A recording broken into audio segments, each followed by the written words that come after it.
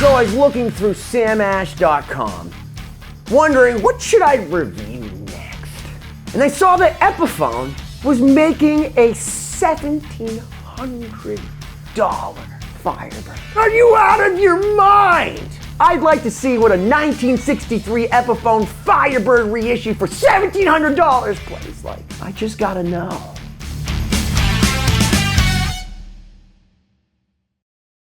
The idea that we would live to a time that there would be $1,700 Epiphones may seem ridiculous. Says a lot about our times and inflation. Good time to be buying up some gold or some vintage Gibsons. Epiphone keeps hammering out these higher and higher quality, inspired by the Gibson Custom Shop guitars. So when I saw a $1,700 Firebird, you could have knocked me over with a feather. As an Epiphone made in China, worth $1,700.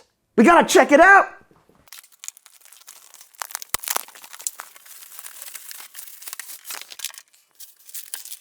Look at this thing. I just wanna get whatever this is and put it all over my bed and just roll around in it. Behold, the 1963 Epiphone Firebird reissue. The Firebird was the first Gibson ever to have neck-through construction, which means that where you see these indents, this is 9-piece laminated mahogany, walnut mahogany, all the way from the bottom button to the top of the headstock. And these wings are made of solid mahogany. You have, accurate to the 1963, which was the first year, this Maestro Vibrola with a Lear tailpiece down here, and an ABR1, along with 2 Gibson-made Alnico 5 Firebird pickups. We have a Switchcraft switch right up here, along with the multiply binding, and a 22-fret bound rosewood fretboard with real mother-of-pearl inlays, which, as anyone knows, I am in for the mollusk. And this awesome reverse headstock, planetary Kluson banjo tuners. Pretty freaking wild, man. All premium components, CTS pots, the good stuff inside, hand wired.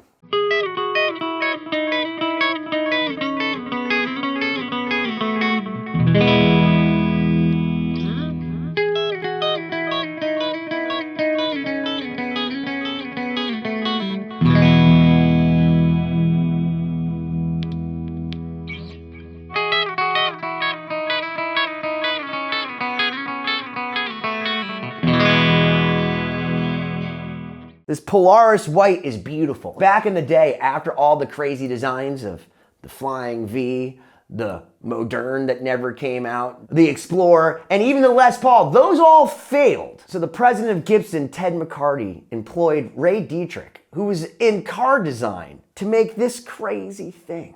It was meant to emulate the tail fins of the 50s cars. It's very unusual in a lot of ways, because this is considered a reverse Firebird, which means that this upper horn is actually longer than the lower horn, which, by the way, in 1965, they're called non-reverse Firebirds. They made this horn longer than that horn and changed the headstock shape. It's a thing of sheer beauty, but for me, it always has this neck dive, because the way it's balanced, you have all the access to the frets, but it feels like you're reaching out to the other end of the universe. But that didn't stop people like Brian Jones from the Rolling Stones, who said after he was done with his Vox Teardrop guitar, I want something different. Give me one of those Firebirds. Or maybe Tom Petty or Mike Campbell from the Heartbreakers. Johnny Winter, who went as far as to put a stop tailpiece because a lot of people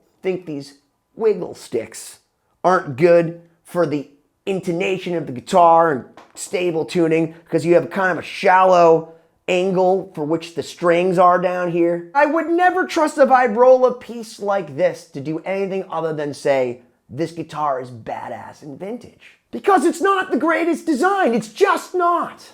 But it's so cool.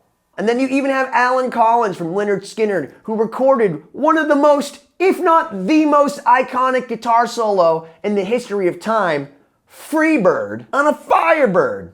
How apt. Don't worry, I won't play Freebird, but I may play Slayer!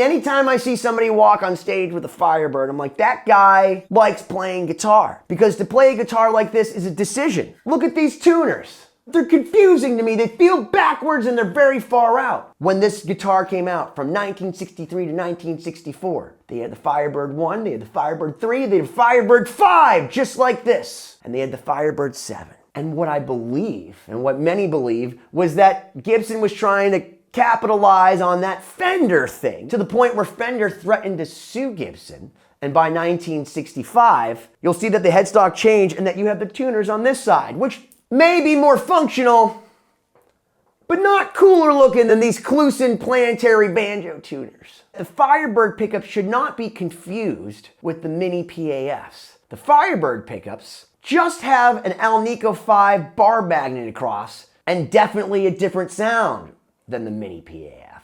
And I love the fact that these rolled edges make it immediately just comfortable, like it's been played for a long time. I would drink my Canada Dry out of a can, but inflation's a real thing. Just like $1,700 Epiphones. Still delicious, still beautiful.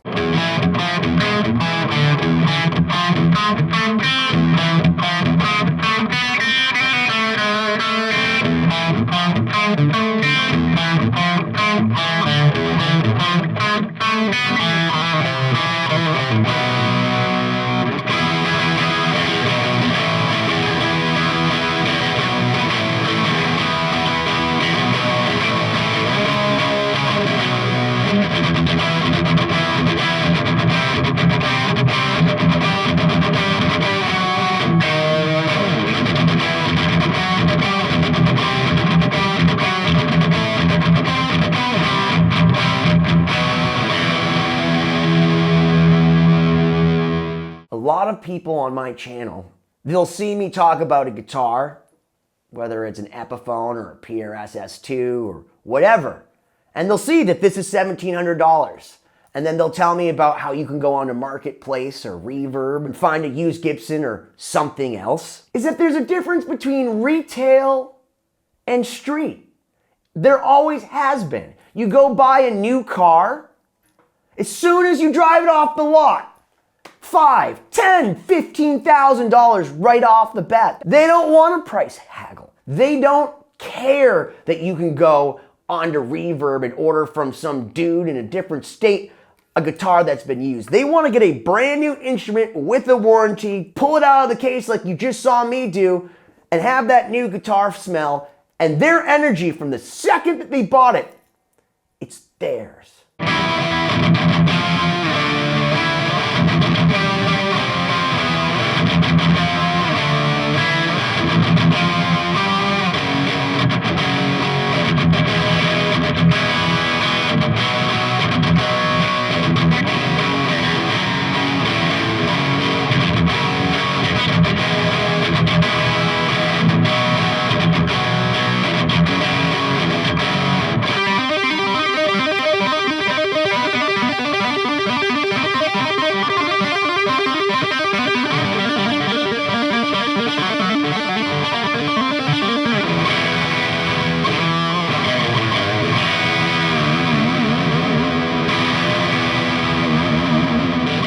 The fact is that Epiphone has been building their quality over the last 20 years. So for me, it's a guitar by guitar basis.